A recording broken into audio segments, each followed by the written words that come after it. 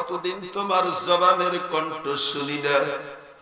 আমরা মদিনাবাসী নবী নাই পাগল পারা হয়ে গিয়েছি। এরা বেলাল, তুমি যদি থাকো তোমারে দেখলে মনে অন্তত একটুখানি সান্ত্বনা দিতে পারি। বেলাল রে, একবার আগের ওই মনের কণ্ঠে তোমার আজান ফুটা দাও। এরা নবীর সাহাবী বেলাল, একবার তুমি মসজিদ নববীতে আজান দাও। তোমার কণ্ঠের আজান শুনতে পারলে মনে করব নবীজি এখনো মদিনায় আছি। মুসলমান ভাইরা রে আমার, বেলাল কান্না করে, শুধু কান্না করে, বলে রে মদিনার মানুষেরা, আমি তো এই দুঃখ এই কষ্টেই তো আমি মদিনা ছেড়ে গিয়েছিলাম। ইয়া রাসূলুল্লাহ, ইয়া হাবিবাল্লাহ, তামাম বিশ্বের মানুষগুলোকে আপনি জানিয়ে দেন, আপনার উম্মত কিরামের মাঝে আপনি ঘোষণা করে দেন, নবী আমার, দুনিয়ার যদি কোনো উম্মত কিরাম, দুনিয়ার কোনো ব্যক্তি, দুনিয়ার আমি আল্লাহর কোনো গোলাম, কোনো বান্দা, কোনো বান্দি, আমি আল্লাহকে যদি রাজি করতে চাই, আমি মহান সৃষ্টিকর্তাকে যদি খুশি করতে চাই, আমি আল্লাহ তাআলার সন্তুষ্টি যদি অর্জন করতে চাই, নবী আমার আপনি জানিয়ে দেন, আমি আল্লাহকে যদি কোনো মানুষ পেতে চাই, ভালোবাসা দিতে চাই, আমি আল্লাহ বলে দিলাম,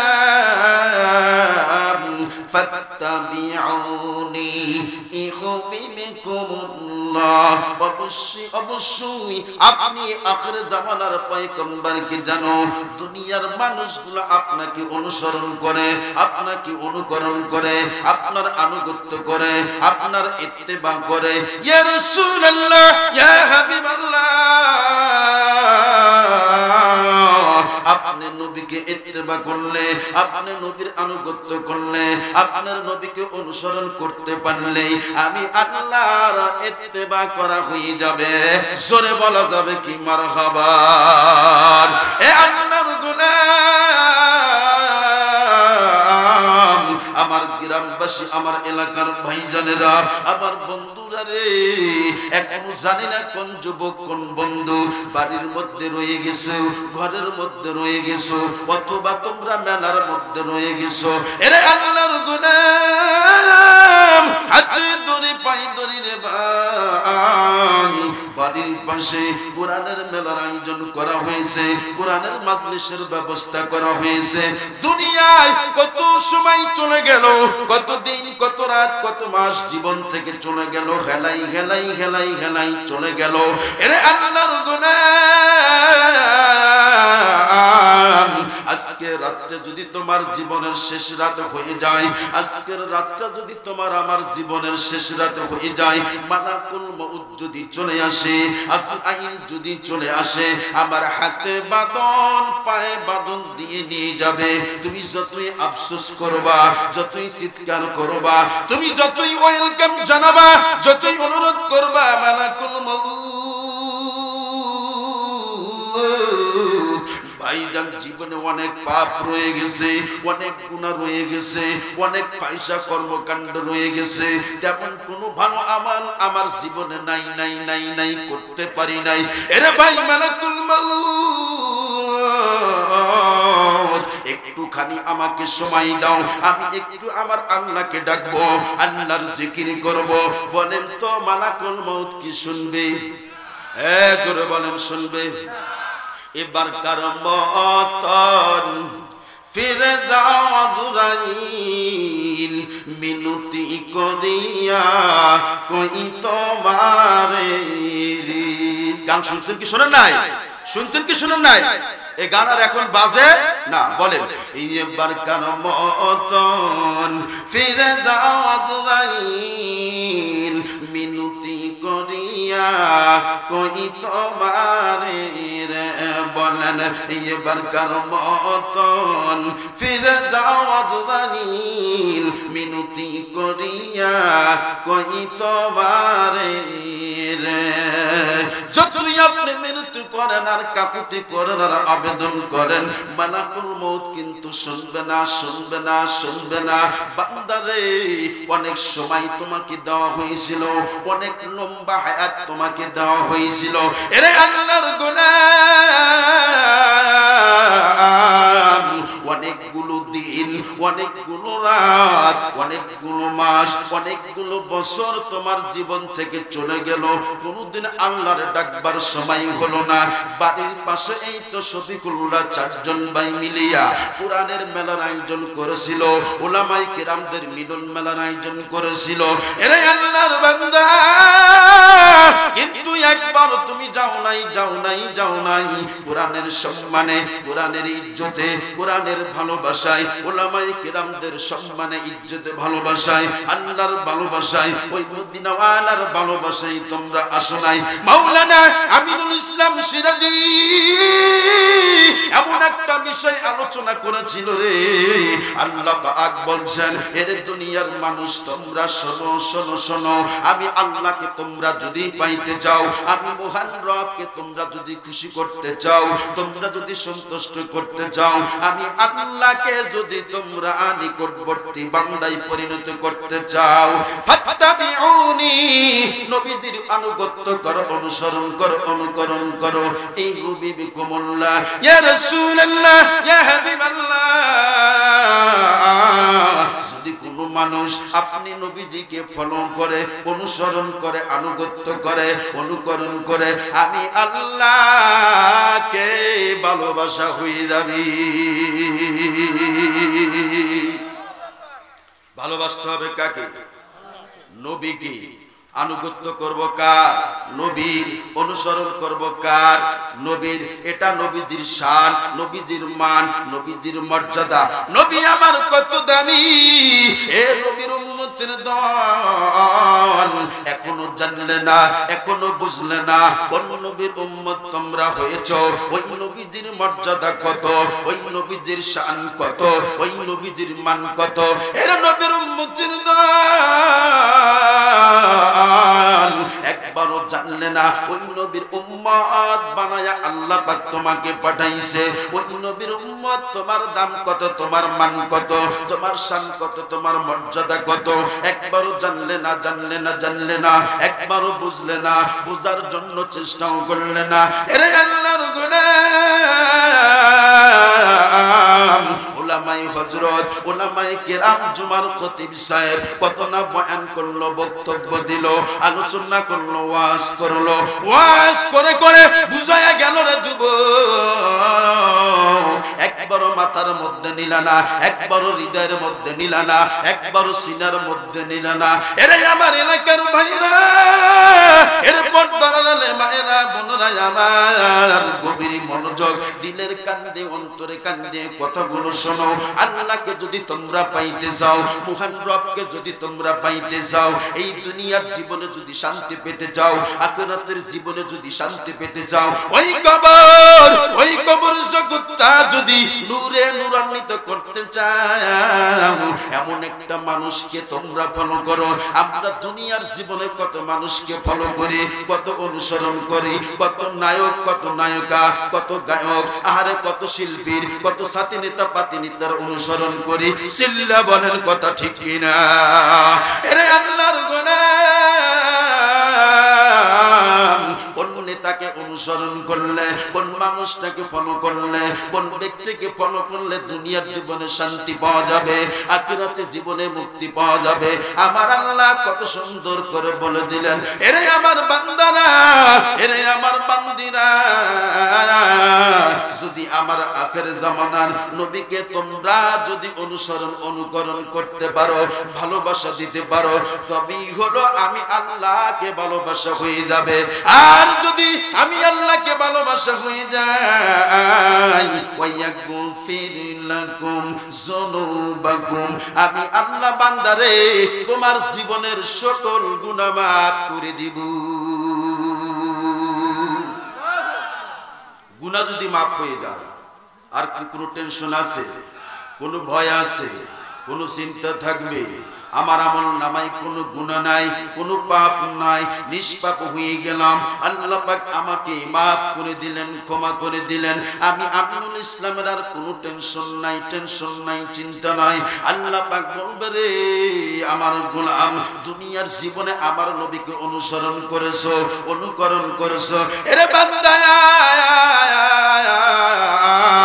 যা যা, জান্নাতে 8টি দরজা রয়ে গেছে, যেই দরজা দিয়ে পছন্দ হয় সেই দরজা দিয়ে বান্দা ঢুকু।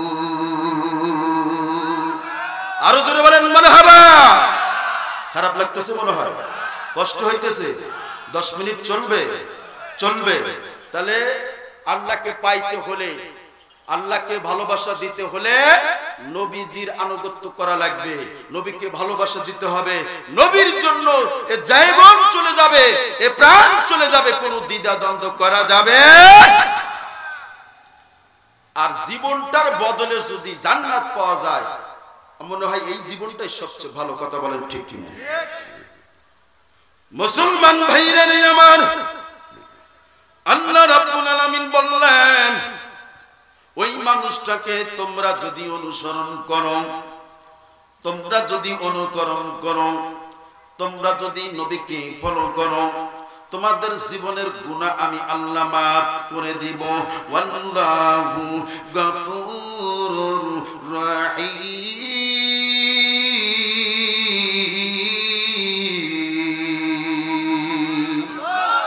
মহান আল্লাহ পাক সবচেয়ে বড় ক্ষমাশীল। আল্লাহর মতো এত বড় ক্ষমাশীল দুনিয়ায় আর কেউ নাই। জোরে বলা যাবে কি মারহাবা। এরে নবীর উম্মতের দল, সাহাবায়ে কেরাম কেমনে নবীকে ফলো করেছেন, কেমনে নবীর অনুসরণ করেছেন, কেমনে নবীজির অনুকরণ করেছেন। এরে আমার ভাইরা রে, আমার বন্ধুগণ, একজন সাহাবীর একটুখানি শেষ জীবনের কথা বলবো। হযরত বেলাল নবীজিকে কত মুহাব্বত করেছেন, নবীজিকে কেমনে ফলো করেছেন, ওই নবীজিকে কেমনে নবীজির আদেশ নিষেধ মেনে চলেছেন, ওই মদিনা আলাকে কেমন ভালোবাসা দিয়েছেন।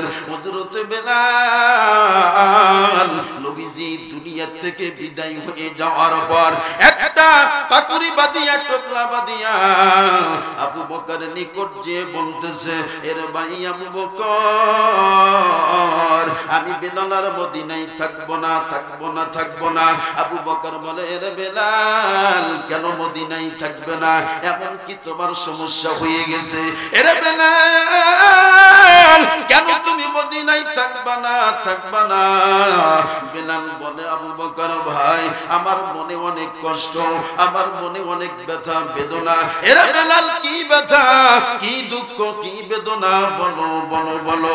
বেলাল বলে, ভাই আবু বকর রে, এই ব্যথার কথা যদি তোমাকে বলি, এই ব্যথা এই কষ্টের কথা যদি তোমাকে বলি, এরে ভাই আবু বকর বলো বলো, এই ব্যথা কি তুমি সেরে দিতে পারবা?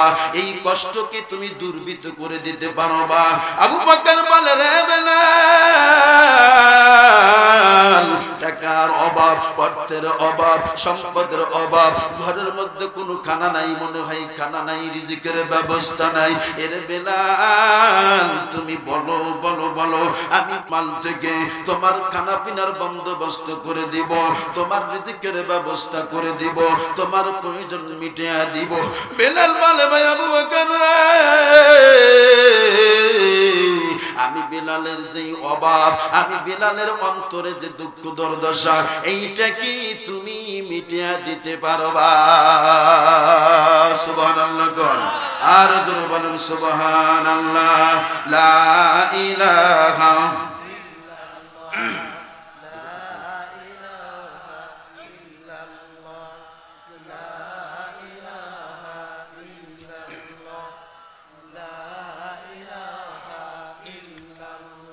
জোরে লা ইলাহা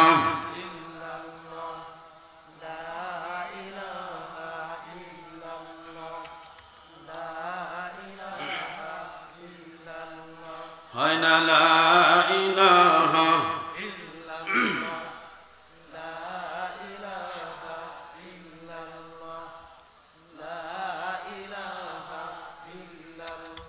লা ইলাহা ইল্লাল্লাহু মুহাম্মাদুর রাসূলুল্লাহ। সকলে বলুন সাল্লাল্লাহু। আমি একলা চা খেলাম, মন তো কেউ তো কষ্ট পান নাই? কষ্ট পান নাই? নাকি তাইরের মতো ঢেলে দিব? ঢেলে দিব? আসলে আমার গলাটা বসে গেছে, কণ্ঠ শুনে বুঝতে পারছেন। একটু চা খেলে গলাটা একটু ভিজে এবং কথা বলে একটু আরাম পায় এবং ভালো লাগে, কথাটা স্পষ্ট ভাবে চলে আসে। কথা বলেন ঠিক কিনা? মুসলমান ভাইরা রে আমার, গভীর মনোযোগ।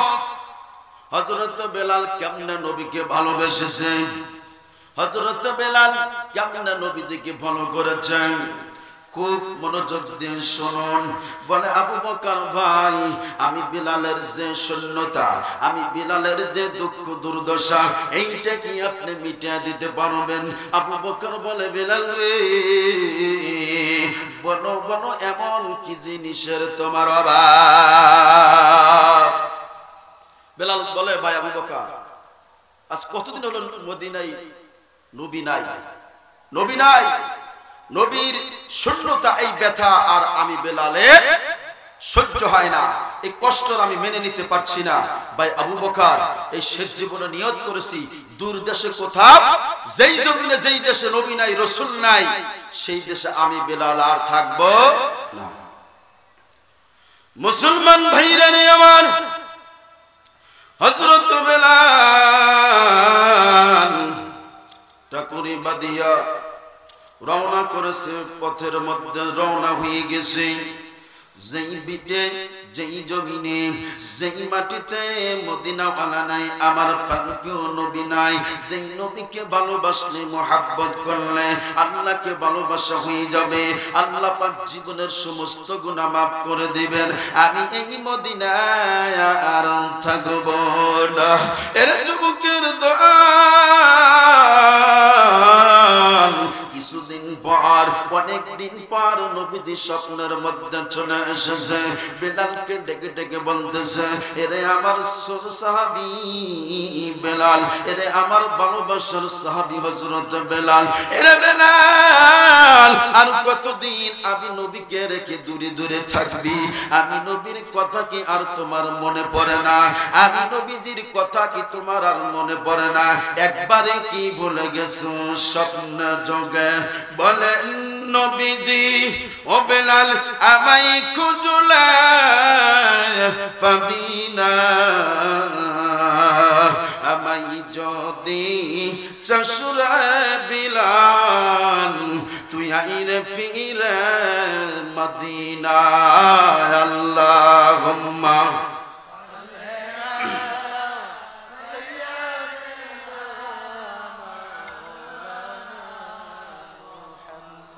ওয়ালা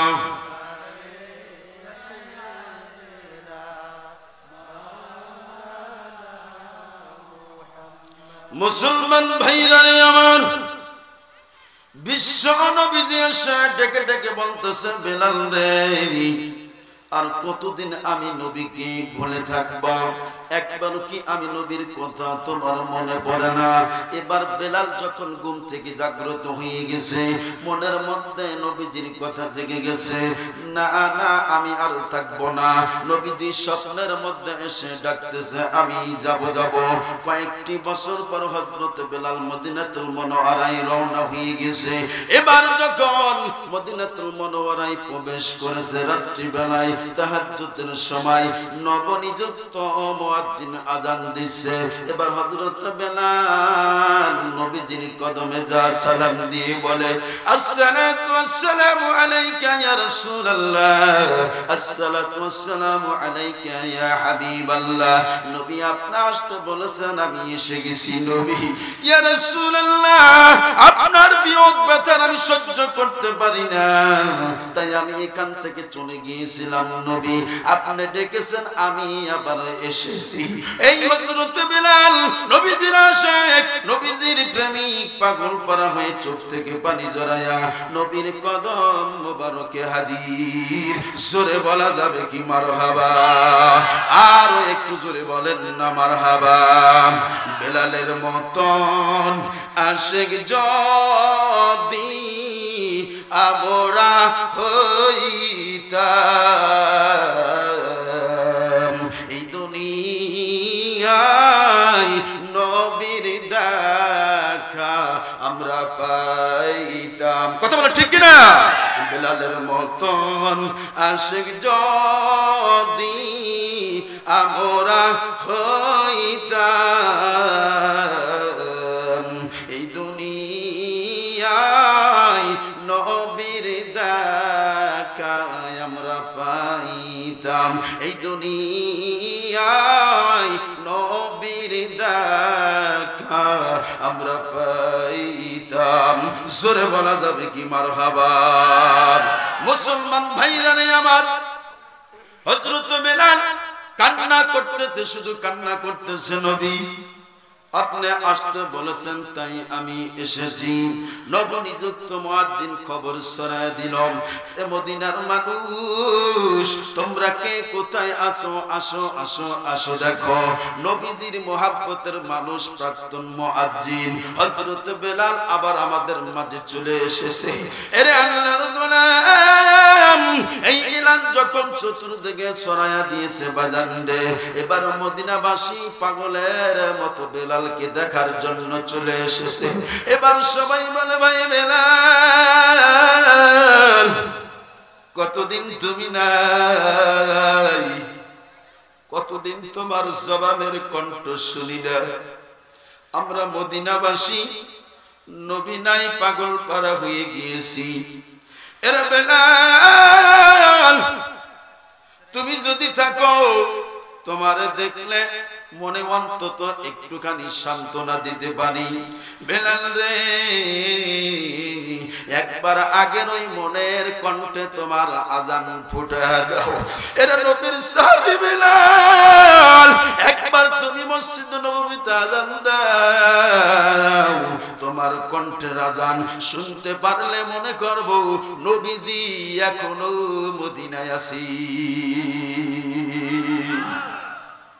মুসলমান ভাইরা রে আমার, বেলাল কান্না করে, শুধু কান্না করে, বলে রে মদিনার মানুষেরা, আমি তো এই দুঃখ এই কষ্টেই তো আমি মদিনা ছেড়ে গিয়েছিলাম। যেই ভূমিতে, যেই জমিনে, যেই আল্লাহর এই জমিনে নবী নাই রাসূল নাই, আমি আযান দিলে নবীজির চেহারা দেখা যাইতো, এখন আযান দিলে আর নবীজিকে দেখা যাবে না। এর মদিনার লোকেরা, এর মদিনাবাসীরা, এই জন্য তো আমি মদিনা ছেড়ে চলে গিয়েছিলাম। কিন্তু ঘুমের ঘরে স্বপ্নে নবীজি আমাকে ডেকেছেন, আমি পাগল পারা হয়ে গিয়েছি, নবীজির প্রেমিক বেলাল চলে এসেছি। না না না না, আমি পারবো না।